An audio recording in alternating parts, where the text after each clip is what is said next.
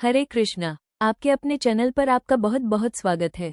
माँ भगवती दुर्गा की कृपा सदैव आप और आपके समस्त परिवार पर बनी रहे। दोस्तों, पूर्णिमा तिथि समस्त कामनाओं को पूर्ण करने वाली तिथि को पूर्णिमा तिथि कहा जाता है।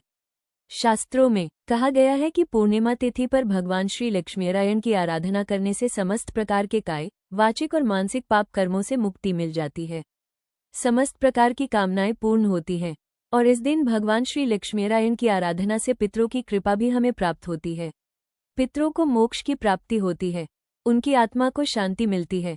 तो इसलिए प्रत्येक मास की पूर्णिमा तिथि बहुत महत्वपूर्ण है। अगर आप व्रत करते हैं अत्यंत ही श्रेष्ठ है। मान लीजिए पूर्णिमा का व्रत आप नहीं कर पाते हैं तो भी आपको पूर्णिमा तिथि के दिन विधि विधान से भगवान श्री हरि विष्णु की पूजा करनी चाहिए। सत्यनारायण भगवान की पूजा करनी चाहिए।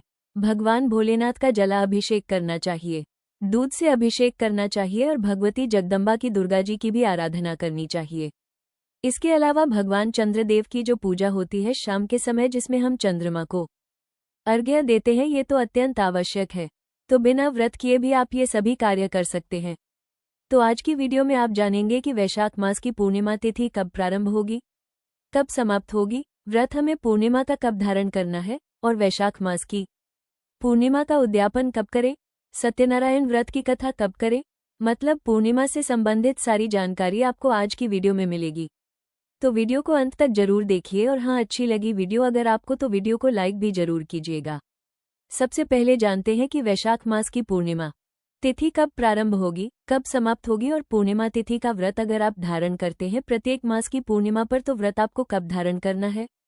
देखिए, वैशाख मास की पूर्णिमा तिथि प्रारंभ होगी 30 अप्रैल 2026 को रात्रि में 9:12 पर और पूर्णिमा तिथि का समापन हो रहा है मई को रात्रि में 10:52 पर। तो सूर्योदय कालीन तिथि के अनुसार 1 मई 2026 शुक्रवार को वैशाख मास की पूर्णिमा का व्रत हमें धारण करना है। एक ही दिन की पूर्णिमा है तो स्नान, दान, व्रत इत्यादि सभी कार्य 1 मई 2026 शुक्रवार को ही किए जाएंगे। अगर आप किसी भी प्रकार का नियम पालन कर रहे हैं वैशाख मास में, जैसे कि स्नान करते हैं, दान दे रहे हैं, व्रत धारण करते हैं या फिर दीपदान का नियम आपने ले रखा है, मतलब कोई भी नियम पालन अगर आप कर रहे हैं तो उसका उद्यापन आप करेंगे 1 मई 2026 को, यानी कि शुक्रवार के दिन। अब जानते हैं स्नान दान के शुभ मुहूर्त के विषय में।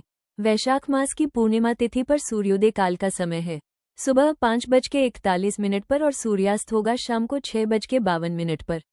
ब्रह्म मुहूर्त सुबह 4 बजे से 5 बजे तक। पूर्णिमा तिथि का स्नान दान इत्यादि सभी कार्य ब्रह्म मुहूर्त में किए जाएंगे। वैसे दान आप कभी भी कर सकते हैं पूरे दिन में, पूरे दिन की पूर्णिमा है, लेकिन स्नान करने का जो मुहूर्त है सुबह प्रयास कीजिए कि ब्रह्म मुहूर्त में स्नान करें या फिर सूर्योदय से पहले तो स्नान आपका हो ही जाए, इस बात का आपको ध्यान रखना है। सुबह 11:52 से दोपहर 12:55 तक अभिजीत मुहूर्त का समय है। अभिजीत मुहूर्त में आप कोई भी शुभ कार्य कर सकते हैं, दान भी कर सकते हैं, पूजा पाठ इत्यादि सभी कार्य कर सकते हैं।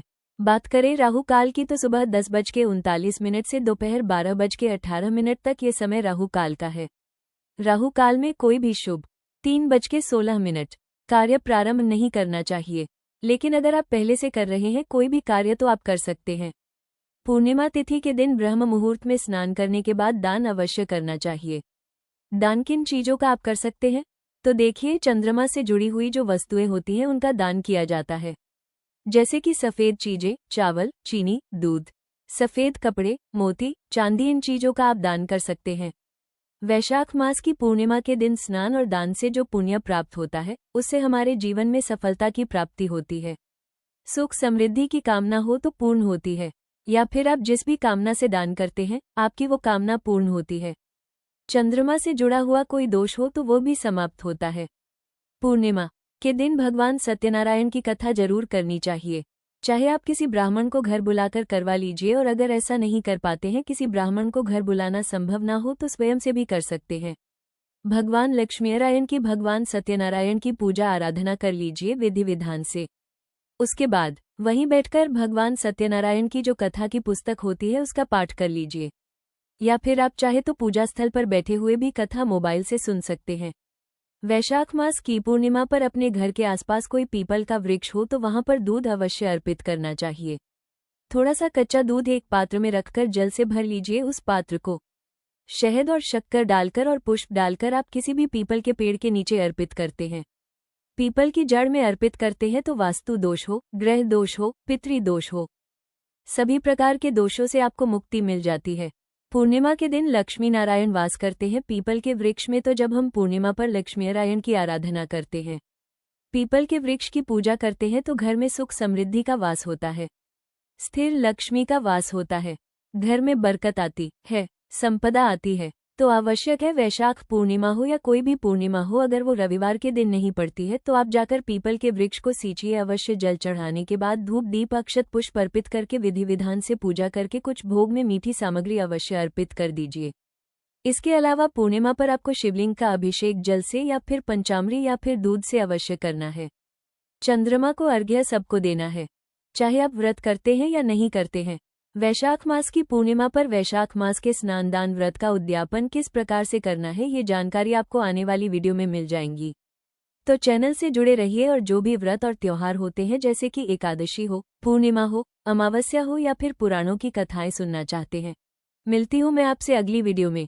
तब तक के लिए जय श्री राधे।